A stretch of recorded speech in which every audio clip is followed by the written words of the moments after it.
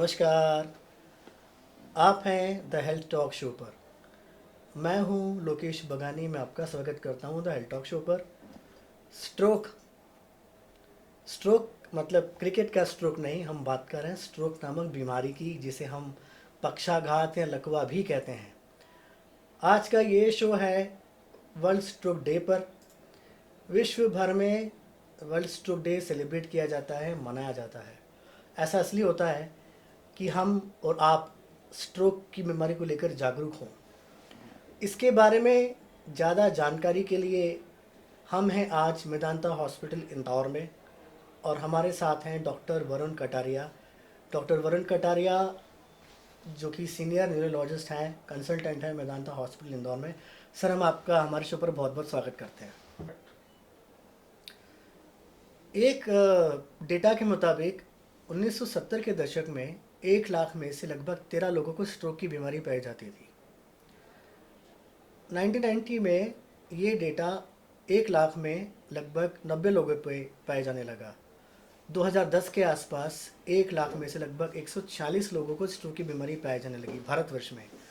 तो 2021 में हम अनुमान लगा रहे हैं कि लगभग 1 लाख में से ये डेटा 350 तक पहुंच चुका होगा, जिस तरीके से स्ट्रोक की बीमारी बढ़ रही है।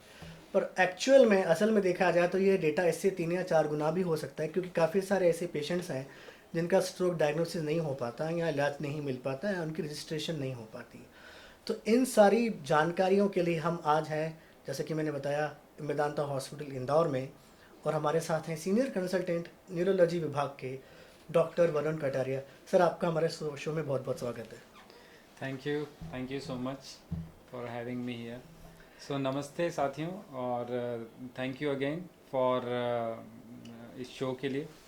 हेल्थ टॉक शो इतना इम्पॉर्टेंट है आज की तारीख में, बिकॉज इस बारे में बातचीत बहुत कम होती है। आप सोशल मीडिया खोलेंगे, हज़ारों फोटोग्राफी के शोज़ हैं, हज़ारों शोज़ पेंटिंग के हैं, आर्ट के हैं, कैलीग्राफी के हैं, डांस के हैं।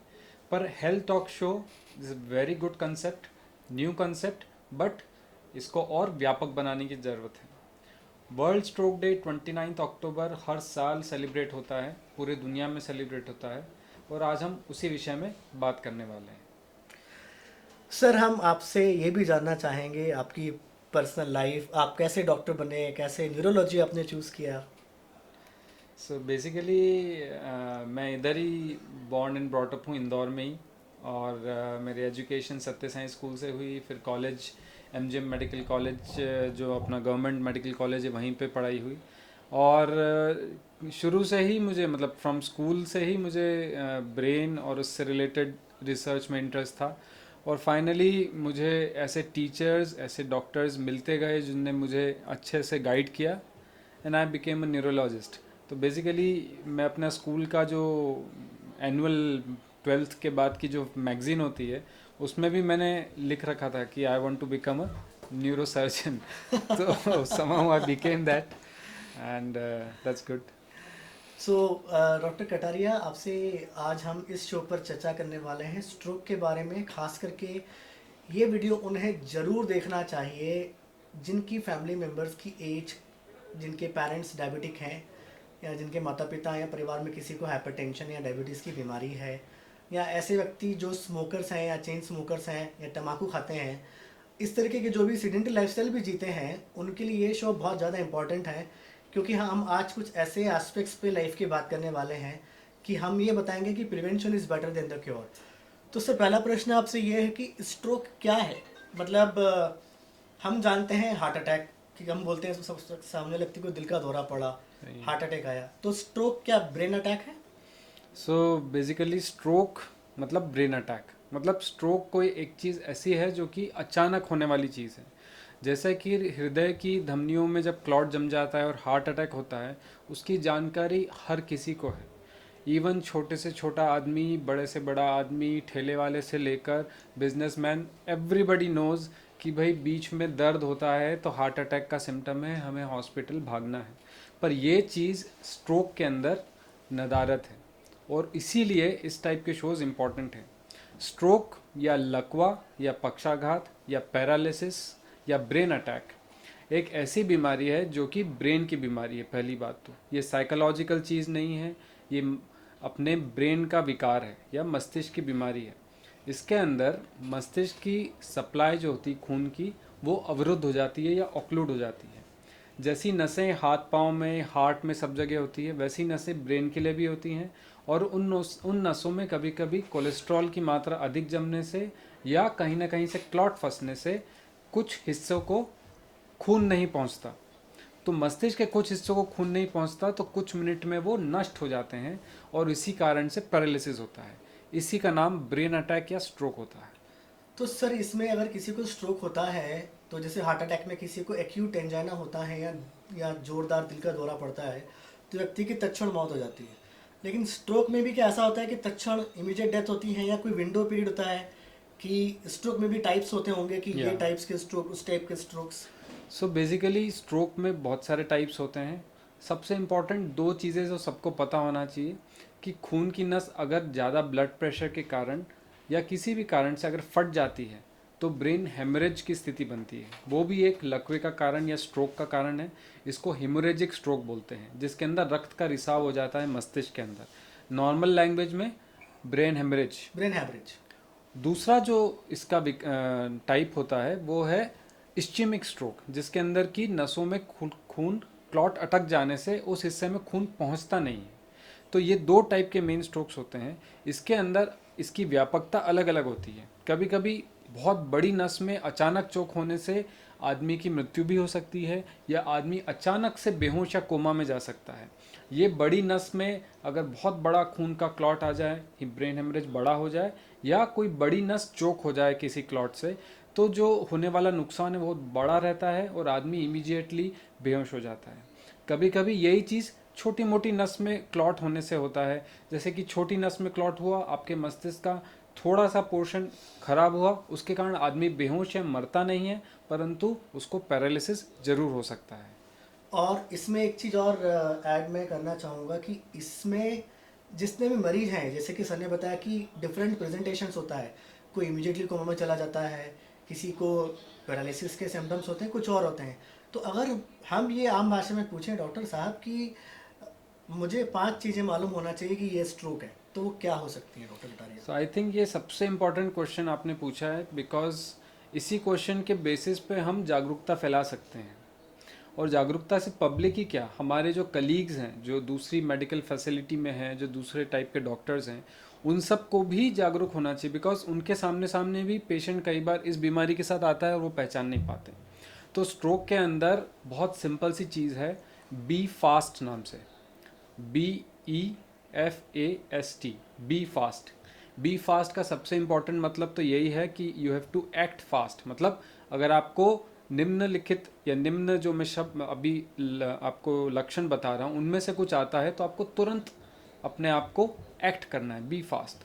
तो बी से, बी का मतलब है बैलेंस। बैलेंस तो पहला चीज़ है बैलेंस। तो अगर हमारा अचानक से बैलेंस बिगड़ जाता है, जैसे आज सुबह तक मैं एकदम नॉर्मल चल रहा था, जॉगिंग किया, वॉक किया, और अभी अचानक से मुझे लड़खड़ाहट होने लगी चलने की, तो ये जो अचानक बैलेंस का आपका सिस्टम बिगड़ जाता है, पहला सिम्टम तो ये। दूसरा होता है बी में, बी ई या ई से आई। तो कभी कभी अचानक से विजन लॉस होना, एक तरफ का विजन चले जाना, या मैं सामने देख रहा हूँ मुझे एक ही तरफ का चीज़ दिख रही है, या मैं थाली में खा रहा हूँ, मैं एक तरफ का थाली में खाना खा गया, एक तरफ का बच गया। तो ये जो सडन ऑनसेट विजन का जो प्रॉब्लम होता है, ये भी स्ट्रोक का लक्षण होता है। सो BE, उसके बाद F से फेस।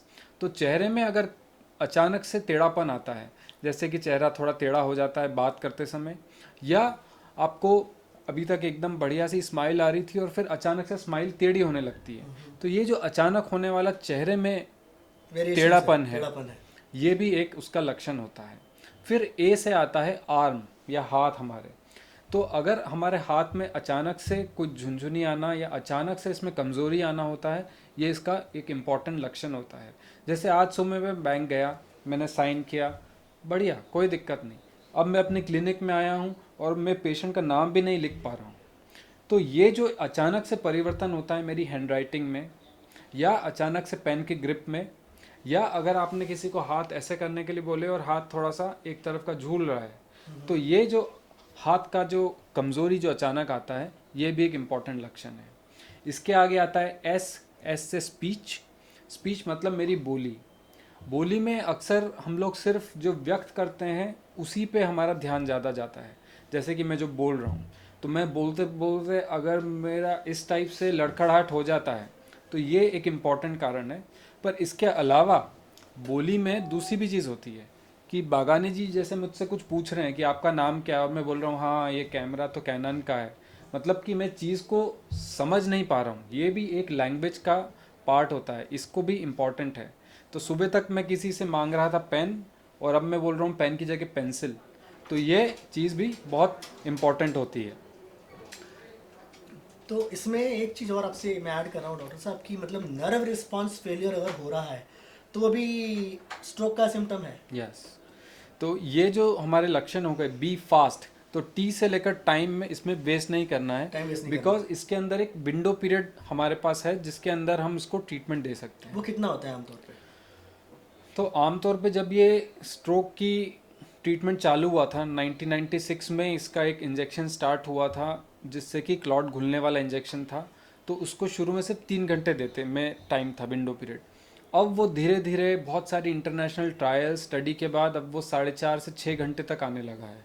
मतलब कि कुछ ऐसी दवाइयाँ आजकल आ गई हैं जिससे कि जो नसों में क्लॉट है वो अचानक उससे घुल सकता है, और आपका वापस नसों का जो खून का संचार है वो चालू हो सकता है। तो होने वाला जो लकवा है वो भी कम होगा, या हो सकता है पूरी तरह रिवर्स हो जाए। रिवर्स भी हो जाए। तो अभी 4.5 से 6 घंटे का हम लोग विंडो पीरियड मानते हैं। इस दौरान हम लोग डेफिनेटली पेशेंट को हेल्प कर सकते हैं। तो बी फास्ट एक मैसेज है, कैसे हम आइडेंटिफाई करेंगे कि स्ट्रोक क्या है। अब क्या हम ये जान सकते हैं कि कौन ऐसी पॉपुलेशन है जो हाई रिस्क पे है? ऑब्वियसली स्ट्रोक क्योंकि ये क्लॉटिंग से रिलेटेड है, वस्कुलर डिसीज़ है ये, तो वस्कुलर डिसीज़ किसी को भी हो सकती है, यस। राइट। लेकिन ऐसी कुछ पॉपुलेशन जरूर होगी डॉक्टर कटारिया जो हाई रिस्क पे होगी, वो कौन सी है? सो हाई रिस्क पॉपुलेशन बहुत आसानी से समझी जा सकती है और हम सबको समझना ज़रूरी है, क्योंकि हार्ट अटैक का सबको अच्छा नॉलेज है। तो सिमिलर रिस्क फैक्टर्स होते हैं ब्रेन अटैक के भी। जैसे कि अपना सबसे पहले तो पारिवारिक ज्ञान होना ज़रूरी है, हमारा कल्चरल ज्ञान होना ज़रूरी है। इन द सेंस कि मैं रिलीजियस होने का नहीं बोल रहा, मैं सिर्फ ये पता लगाना क्या बोल रहा हूँ कि हमारी परिवार में हमारे दादाजी, हमारी नानी, हमारे मामा, हमारे मासी, हमारे माँ बाप, इनमें से किसको शुगर, ब्लड प्रेशर या कम उम्र में लकवा या हार्ट अटैक रहा है। कम उम्र मतलब 55 से पहले।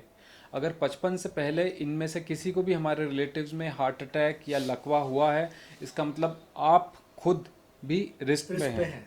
तो कहीं ना कहीं ये हेरिडिटरी भी है। हेरिडिटी भी है, पर हेरिडिटी हमारे कंट्रोल में नहीं है। पर जो चीज़ कंट्रोल में है वो हेरिडिटी के साथ में आता है, जैसे कि हमारा खाना पीना। तो बैलेंस डाइट, कुछ अनावश्यक चीज़ें बिल्कुल नहीं लेना है, जैसे कि अल्कोहल, स्मोकिंग या टोबैको किसी भी फॉर्म में खून को गाढ़ा करता है, नसों को चोक करता है।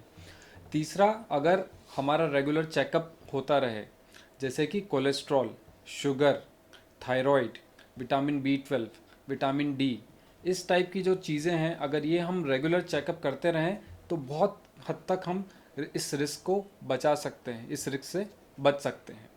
और उसके अलावा हमारी रेगुलर एक्सरसाइज, तो निष्क्रियता या स्थूलता जो होती है वो एक इम्पॉर्टेंट रीज़न है कोलेस्ट्रॉल जमने का। कोलेस्ट्रॉल तो बचपन से ही जैसे पैदा होता है बच्चा चालू हो जाता है जमना, पर उसका कितना जमेगा, उसका कितना प्रॉब्लम आएगा आपकी लाइफ में, वो कुछ कुछ चीज़ें आपके हाथ में भी दी है। तो अपना खान पान, नो एडिक्शन, फैमिली हिस्ट्री को पता रखना और नियमित एक्सरसाइज करना, एक्टिव लाइफस्टाइल, ये हमारे हाथ में है। ओके। कुछ ऐसे केसेस आप एक दो पॉइंट बताना चाहेंगे जो बहुत ही कॉम्प्लिकेटेड केसेस थे स्ट्रोक के, जो लास्ट क्राइसिस पे आके मैनेज हुए, और ऐसे कुछ केसेस बताना चाहेंगे जो अर्ली एज के यस। लड़कों या बच्चों को हुआ हो, जो यंगस्टर्स हो आजकल के, उनको हुआ हो, आपने उनको ट्रीट किया हो? यस। सो 2-3 केसेस इमीडिएटली मुझे याद आ रहे हैं। एक तो कोरोना टाइम। सो कोरोना में एक प्रॉब्लम तो ऑब्वियसली सबको पता है कि सीटी चेस्ट में कोरैड स्कोर होता है, और अब बच्चे बच्चे को पता है सीटी स्कोर क्या होता है। पर सीटी स्कैन के अलावा कोरोना में एक जो इम्पॉर्टेंट चीज़ हमने देखने को मिली है, उसमें हार्ट अटैक और ब्रेन अटैक बहुत मिले हैं, क्योंकि इसमें क्लॉटिंग टेंडेंसी बढ़ गई है, खासकर यंग लोगों में।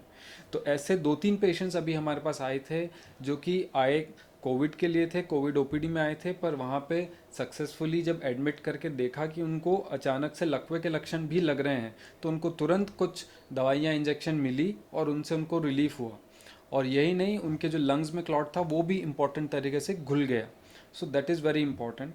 उसके अलावा एक इम्पॉर्टेंट चीज़ है बहुत एक्सेसिव फिजिकल एक्टिविटी, और जो नाई हमारे ट्रेडिशनल गले की मसाज करते हैं, एकदम पूरा गर्दन घुमा देते हैं, कई बार ऐसे केसेस में भी नस अंदर की हमारी फट जाती है, थोड़ी चोक हो जाती है, इसको डिसेक्शन बोलते हैं। और इन केसेस में भी हमारे पास यंग लोग आए थे जिसने एक आधे दिन पहले मसाज किया और अब अचानक से उसकी आवाज़ बदल गई थी आधे घंटे में, तो उसको भी हमने कुछ इंजेक्शन दिए and he had a very good recovery.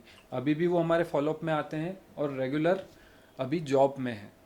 और एक तीसरा बहुत इम्पॉर्टेंट केस मुझे याद आ रहा है, जो कि हमारे यहाँ ही भर्ती था, और वो हार्ट के लिए भर्ती था। बेसिकली उसका कोरोनरीज वगैरह कुछ ब्लॉक था, और कोरोनरीज जैसे ब्लॉक्ड होता है कोलेस्ट्रॉल, वही कोलेस्ट्रॉल मस्तिष्क की नसों में भी जम जाता है। तो अगले दिन उसका एंजियोग्राफी वगैरह हार्ट का होना था, और उसी रात उसको लकवा हो गया। और लकवा भी उसका काफ़ी बड़ा हुआ, इन द सेंस कि पूरी एक जो मेजर नस है कैरोटिड आर्टरी, वो पूरी ब्लॉक्ड हो गई थी हमारे हॉस्पिटल में। मैं रात में 10:30 बजे अचानक मुझे कॉल आया, मैं आया एंड उसको मैंने फटाफट सीटी स्कैन किया। सीटी स्कैन के बाद मुझे समझ में आया कि एक पूरी नस उसकी ब्लॉक्ड है। पेशेंट ऑलमोस्ट बेहोश हो चुका था, कुछ भी बात नहीं कर पा रहा था, और राइट साइड हाथ और पैर पूरी तरह से कमज़ोर हो चुके थे। हम लोग उसको आईसीयू शिफ्ट किया और उसको इंजेक्शन हमने प्लान किया फैमिली से बात करके। तो ये जो इंजेक्शंस थ्रोम्बोलिसिस करके थेरेपी होती है, इससे उसको बहुत फ़ायदा हुआ। इमीडिएटली ही रिकवर्ड। उसके 2 दिन तक हमने ऑब्ज़र्व किया, और उसके बाद उसकी हार्ट की एंजियोप्लास्टी हुई, और उसके बाद उसका जो यहाँ का नस जो बंद था उसकी भी स्टेंटिंग 1 महीने बाद हुई करनी पड़ी। तो सक्सेसफुली उसका आगे का पूरा ट्रीटमेंट हो पाया बिकॉज ऑफ इमीडिएट एक्शन।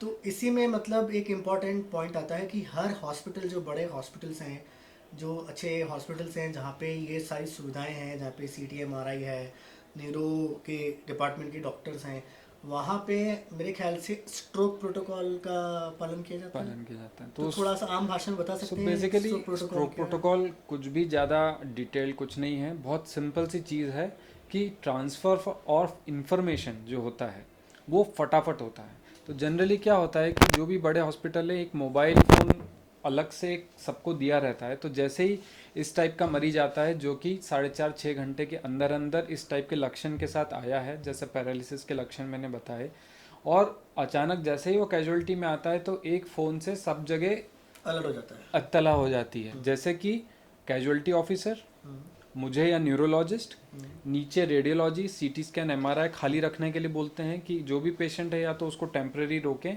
या एटलीस्ट एक मशीन खाली रखें CT MRI में से, ताकि पेशेंट को फटाफट से CT हो, मैं फटाफट कैजुअलिटी जाके डिसाइड करूं कि उसको क्या ट्रीटमेंट देना है। तो इस टाइप का एक स्ट्रोक प्रोटोकॉल सब जगह जनरेट होता है। इवन हमारे ICU जो है, न्यूरो ICU, वहाँ तक फ़ोन जाता है कि कीप अ बेड रेडी।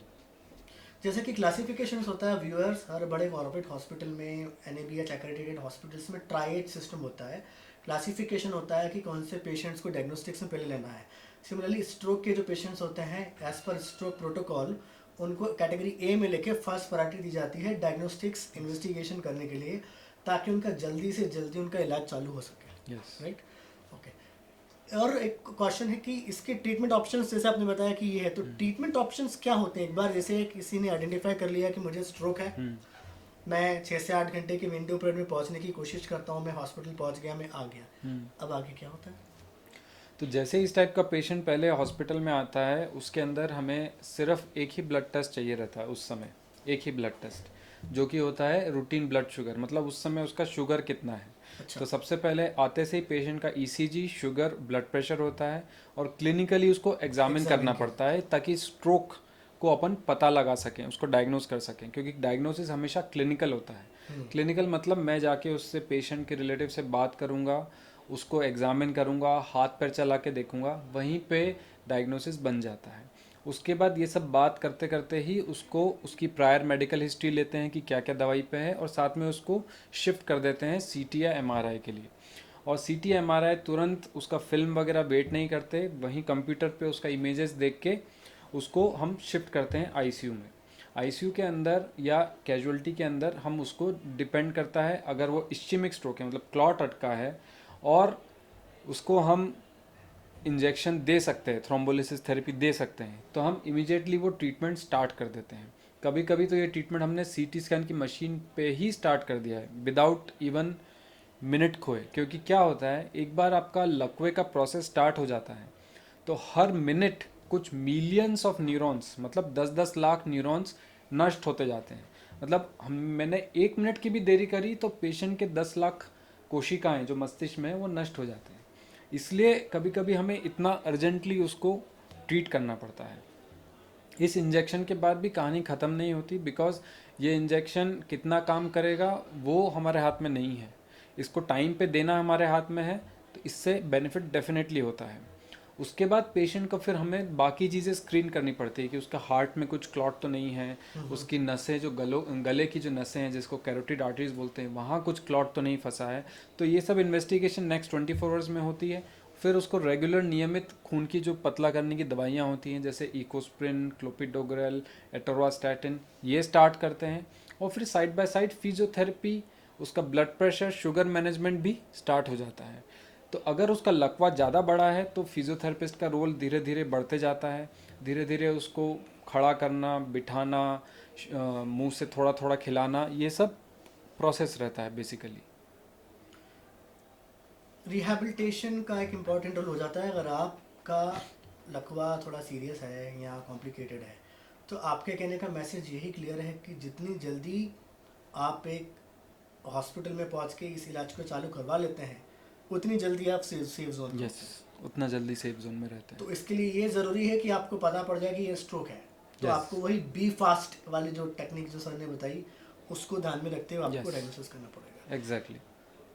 ऐसी कुछ ऐसी चीज़ें जो आपने इंदौर के पर्सपेक्टिव में देखी हो जो आपको लगता हो कि व्यूअर्स के लिए ज़्यादा इंपॉर्टेंट है वो जानना, जैसे आपने ट्रीटमेंट ऑप्शंस बता दिए, यस, आपने स्ट्रोक का आइडेंटिफिकेशन बता दिया, फर्दर मैनेजमेंट रिहेबिलिटेशन बता दिया, ऐसी कोई स्पेसिफिक चीज़ें जो बहुत इंपॉर्टेंट इंदौर के हिसाब से आपको लगती हो कि जो बोलना ज़रूरी है जिससे हम। दो चीज़ें मुझे बहुत इंपॉर्टेंट लगती है इंदौर के लिए, क्योंकि एक तो बहुत बहुत तारीफ़ करूँगा मैं अपन सबकी, पब्लिक की, कि इंदौर नाउ फिजिकली एक्टिव बहुत हो गया है। आप सुबह 7 बजे के पहले देखें तो BRTS फुल रहता है साइकिलिंग वालों के लिए।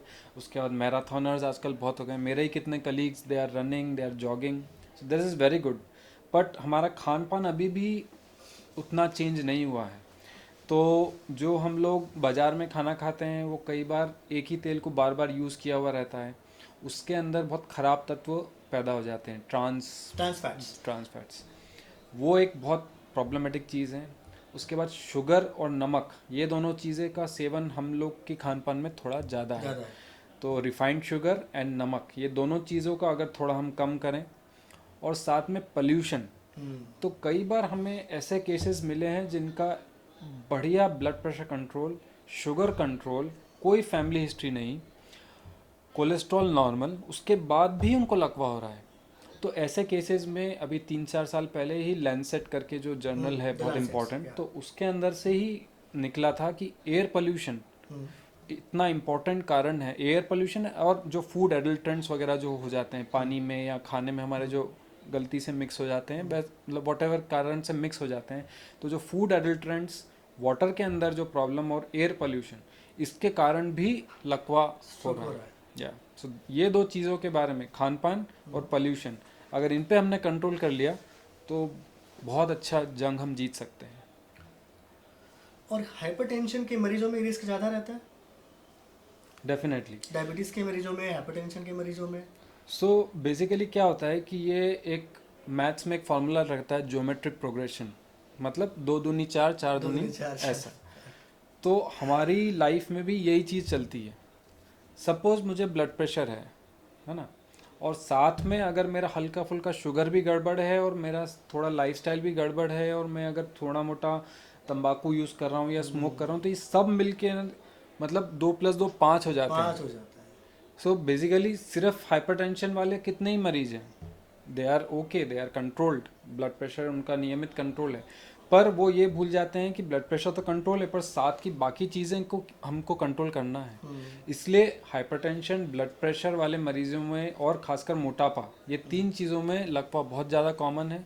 और इनके साथ में बाकी सब जब तत्व और मिल जाते हैं तो रिस्क बहुत ज़्यादा बढ़ जाती है। ओके, यू मीन टू से कि एसोसिएटेड फैक्टर्स, चाहे Yes. स्मोकिंग हो, तंबाकू हो, डाइट हो, लाइफस्टाइल हो, इन सब चीज़ों से ये फैक्टर्स बढ़ जाते हैं।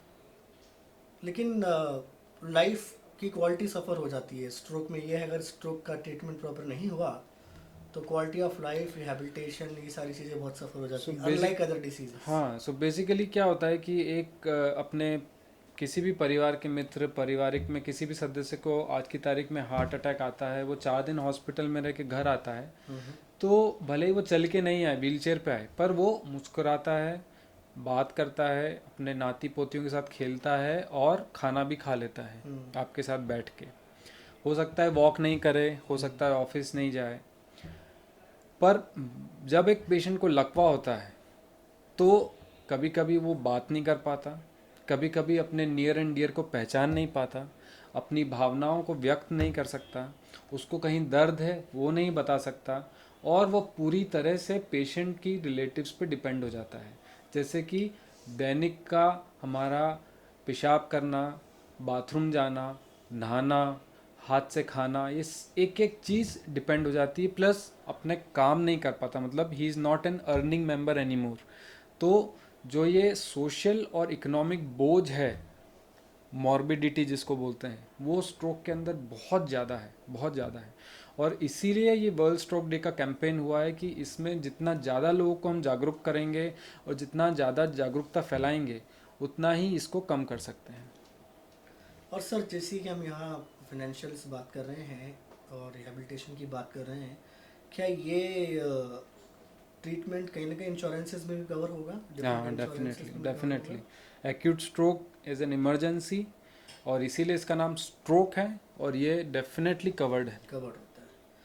तो that's all we have today for our episode on World Stroke Day with Dr. Varun Kataria. And मैंने जस्ट अभी वर्ल्ड स्ट्रोक डे की वेबसाइट पे देखा है, उनकी इस साल की थीम है अवेयरनेस पे, जिसके लिए हमने आज ये शो किया है। और उन्होंने एक चीज़ और कही है वर्ल्ड स्ट्रोक डे की वेबसाइट पर जो हमने देखा, वो कहा है be a hero, be a super hero, be watchful in your community if anybody having symptom and save lives.